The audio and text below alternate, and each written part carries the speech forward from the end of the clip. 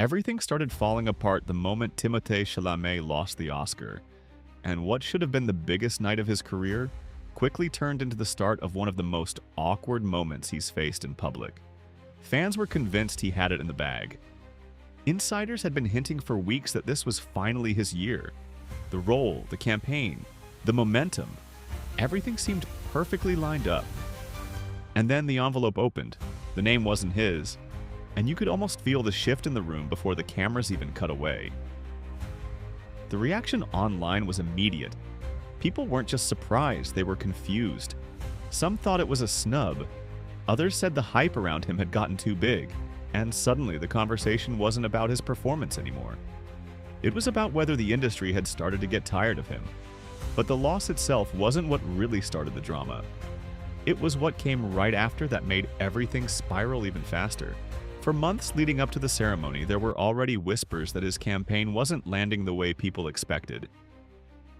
Some critics were saying his recent choices had become a little too artsy, too niche, leaning into ballet themes, opera influences, and that whole Bob Dylan era he seemed completely absorbed in. Normally that kind of dedication gets praise, but this time people were saying it felt forced, like the image was being pushed too hard instead of happening naturally. And once the Oscar slipped away, the internet wasted no time connecting dots. Suddenly, every decision he'd made was being questioned. Even jokes about the Kardashian connection started popping up again, with people saying that even Kris Jenner's influence couldn't secure a win this time. The pressure, the expectations, the spotlight, it all started to look heavier than ever. And just when it felt like the awards season disappointment would be the end of the story, a completely different headline dropped that made the whole situation look way more complicated. Out of nowhere, a report started circulating about a woman from his past claiming they had a secret relationship that lasted much longer than anyone knew. According to the story, this wasn't some random interaction or brief moment that got blown out of proportion. She said it was something ongoing, something private, something that happened long before Kylie Jenner ever entered the picture. The woman, known online as Azula Hermosa, said she had been talking to him for years, and the timeline she described immediately made people start asking questions.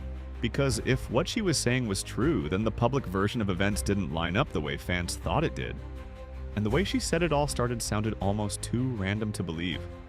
She explained that the first contact happened on Instagram, not through mutual friends, not through Hollywood events, just a simple reaction to one of his stories. The first time she sent a black heart, nothing happened. No reply, no sign he even noticed. Months later, she tried again, reacting to another post with a drooling emoji, and this time he liked it. That one small interaction was apparently enough to open the door. According to her, the conversation moved to direct messages, then to phone numbers, and before long they were talking like it wasn't a big deal at all. What really surprised people was how fast the story jumped from online messages to a real meeting. She said he asked if she was in Los Angeles. She said yes, and plans were made the same night. No build-up, no hesitation, just suddenly they were meeting in person. And that's when the story starts sounding even stranger. She claimed the first meetup happened at a beachfront property in Santa Monica, where he had been staying after leaving New York during the pandemic. She said she was so nervous pulling up that she asked him to come outside first just to make sure it was really him. And when he walked out, she said everything felt unreal for a second, like she couldn't believe the situation was actually happening. But what really caught people's attention was what she said happened once they started talking. According to her, he started singing Bob Dylan songs to her, completely in that artistic headspace he was known for at the time. Fans immediately connected that to the phase he had been in publicly when he was fully leaning into that Dylan-inspired persona. Suddenly, the story didn't sound impossible anymore, and that made people even more curious about what else might be true. She insisted the meeting wasn't just a one-time thing.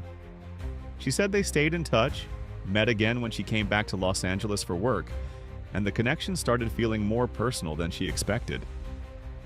One detail she repeated was that he never made her feel uncomfortable about her career, which she said meant a lot to her because she assumed he might judge her for it. Instead, she claimed he complimented her often, checked on her, and treated her like someone he actually cared about. According to her, they talked about visiting each other, about seeing each other more regularly, even about meeting in different cities. She said the attention made it feel like it wasn't just something hidden or temporary. And emotionally, she admitted she was already getting attached. She said she never told him directly that she was in love, but she told him she had strong feelings and wanted something more consistent.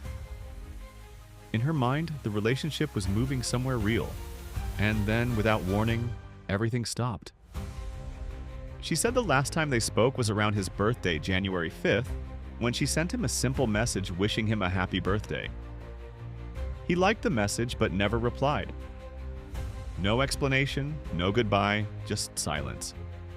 At the time, she didn't understand what happened, but a few weeks later, she says everything suddenly made sense. Because not long after that, he was seen publicly with Kylie Jenner for the first time during Paris Fashion Week. Once those pictures came out, people started looking at the timeline differently. If her story was accurate, the overlap felt too close to ignore.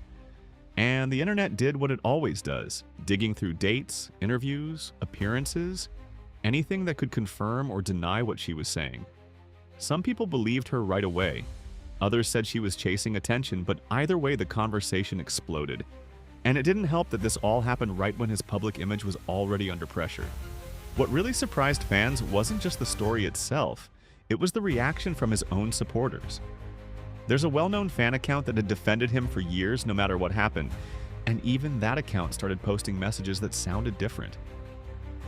Instead of defending him, the posts hinted that maybe people were starting to understand why the internet had turned on him lately. When even the most loyal fans start sounding unsure, people notice. And suddenly the Oscar loss, the artistic criticism, the relationship rumors, and this new story all started blending together into one bigger narrative that he might be going through a turning point in his career whether he wanted to or not. Now, the question people keep asking is whether this is just what happens when someone stays in the spotlight long enough, or if this moment actually means something bigger. Hollywood loves building people up, but it also moves on fast, and when the public mood shifts, it can happen overnight. One loss, one rumor, one story from the past, and suddenly the image that felt untouchable starts looking fragile. Some fans think this will blow over like every other celebrity story. Others think this could change how people see him for a long time. And with the internet already watching every move, every appearance, every headline, the pressure isn't going anywhere. The only real question now is whether this was just bad timing, or the moment everything started to change.